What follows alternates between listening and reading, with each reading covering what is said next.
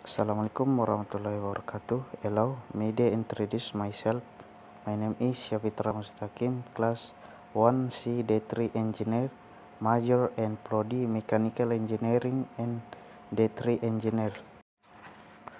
I will tell the tools in the workshop and their function.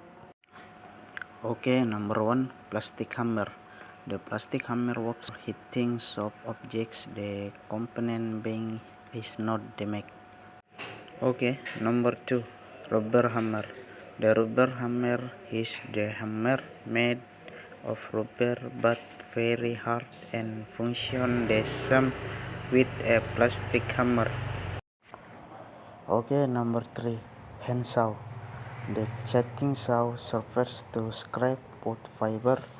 This wood saw is designed to cut wood with directional vane.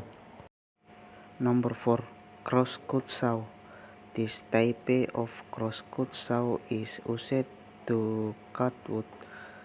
Transverse. This saw have blank gear, smaller one, for various jobs. Maybe that's all. Thank you. Assalamualaikum warahmatullahi wabarakatuh.